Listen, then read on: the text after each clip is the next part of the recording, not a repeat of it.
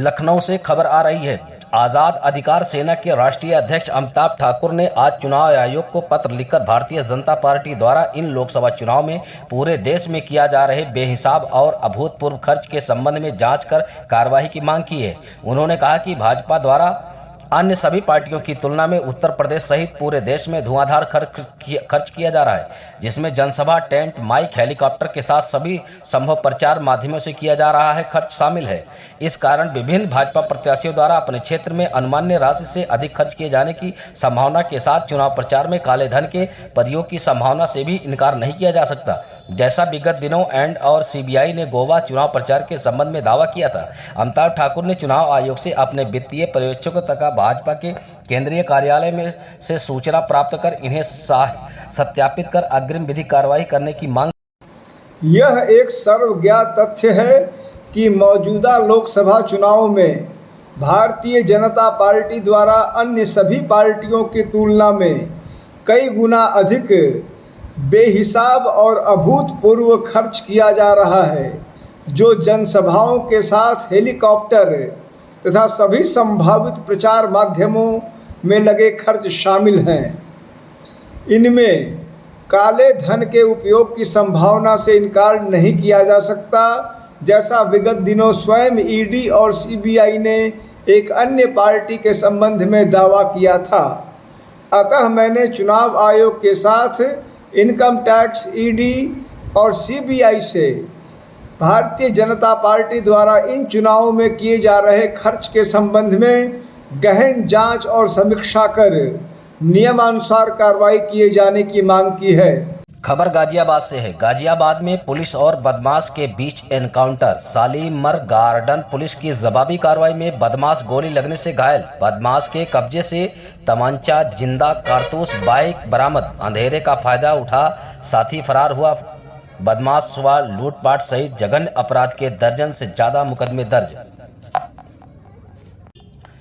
खबर बिजनौर से है। चंद्रशेखर आजाद के रोड शो में उमड़ा जनसैलाब। रोड शो के दौरान चंद्रशेखर ने अपने समर्थन में वोट की अपील की। नगर के गणमान्य लोगों के नेतृत्व में हुआ रोड शो। चंद्रशेखर आजाद के रोड शो में शामिल हुए नगर के गणमान्य लोग। शेरकोट नगर में किया चंद्रशेखर आजाद ने रोड शो। खबर लखनऊ से है। बीजेपी प्रदेश कार्यालय पहुंची महिला राजलक्ष्मी। बुलेट रानी नाम से मशहूर साउथ की राजलक्ष्मी कार्यालय पर बुलेट रानी का हुआ भव्य स्वागत। 13 फरवरी को तमिलनाडु से शुरू की थी बुलेट यात्रा। पीएम मोदी की योजनाओं को जन जन तक पहुंचा रही हैं। तमिलनाडु से शुरू होकर नई दिल्ली पर होगी समाप्ति।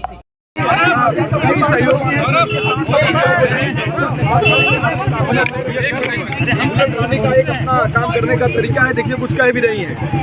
सरकार का जो लक्ष्य रखता है चलने का, आपकी उसमें क्या विशेष बातें हैं?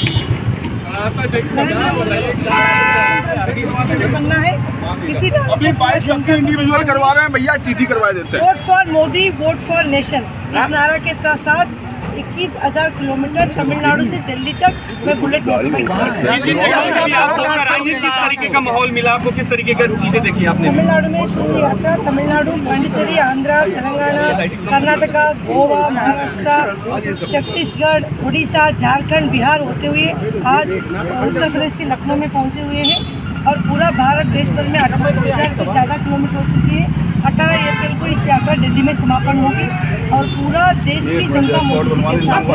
और इस बार जो मोदी जी का नारा है, आपकी बार 400 पार, इस बार 400 पार करा के जनता ने मोदी जी को तीसरी बार प्रधानमंत्री।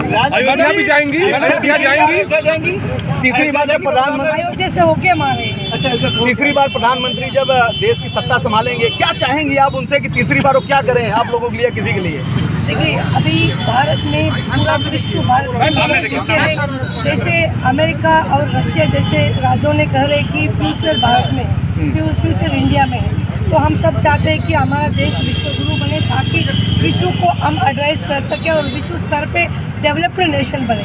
तो इस बार तीसरी बार नरेंद्र मोदी जी आने से ये सपना पूरा हो जाएगा और पूरा विश्व में हमारा देश नंबर 1 के स्थान पर आ जाएगा। विपक्ष के दल अगर वो आपको क्रिटिसाइज करेंगे, उनके लिए क्या कहेंगे? देखिए, इसके लिए हमको नो कमेंट्स है, क्योंकि विपक्ष का प्रधानमंत्री कौन है, नेता कौन है, गठबंधन क्या है, उसकी जो चीज़ों में उन लोगों को क्लैरिटी नहीं है। तो हमारा एजेंडा, हमारा मतलब संकल्प और भारत को डेवलप करने के लिए हमारा मुद्दा मोदी जी ने जितनी गारंटी दी है। सेहत में सुधार होते ही अस्पताल से सपा कार्यालय पहुंची गोरखपुर प्रत्याशी काजल निषाद। रास्ते पर चलते हुए लोगों का किया अभिवादन और सीधा पहुंची समाजवादी पार्टी कार्यालय लखनऊ। खबर पश्चिम बंगाल से है। 400 पार के नारे पर ममता बनर्जी का पलटवार। बोली अब की बार 400 पार का नारा क्यों, 420 पार का नारा क्यों नहीं। कार्यक्रम के दौरान पश्चिम बंगाल की मुख्यमंत्री ममता बनर्जी ने बीजेपी पार्टी पर कसा तंज। अभी हिंदुस्तान में 543 में इलेक्शन हो रहा है, अभी से बोलने शुरू किया आपका बार 400 पार।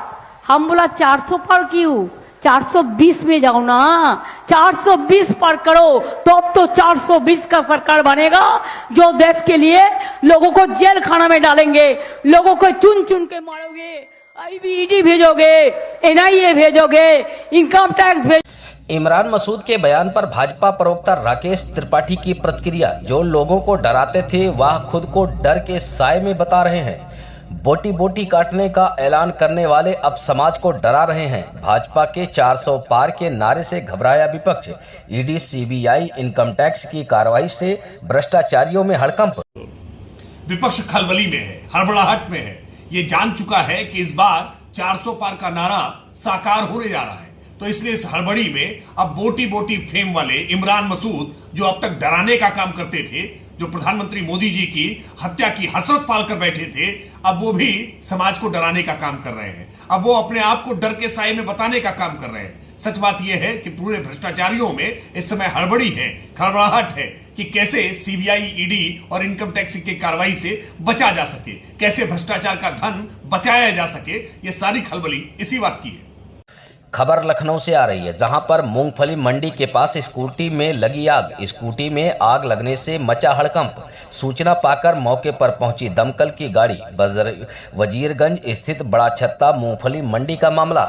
आज दिनांक 13/4/2024 को सुबह 7:30 बजे थाना गंगाघाट क्षेत्रांतर्गत नैकानी बिल्डिंग 16 बीघा में रहने वाले 5 बच्चे, जो कि थाना गंगाघाट क्षेत्रांतर्गत स्थित चंदन घाट में नहाने गए थे, जिसमें 3 लड़के व 1 लड़की नहाने के दौरान डूब गए थे। परिजनों द्वारा चारों बच्चों को स्थानीय एनएस हॉस्पिटल में भर्ती कराया गया, जहां से उन्हें सरकारी हॉस्पिटल काशीराम चकेरी कानपुर नगर रेफर कर दिया गया, जहां डॉक्टरों द्वारा चारों बच्चों को मृत घोषित कर दिया गया, जिसके उपरांत परिजन शवों को वापस घर ले आए हैं। थाना गंगाघाट पुलिस द्वारा सूचना पर तत्काल मौके पर पहुंचकर आवश्यक विधिक कार्रवाई की जा रही है। मिलते हैं अगली खबर में, तब तक बने रहिए हमारे भारत न्यूज लाइव के साथ। धन्यवाद।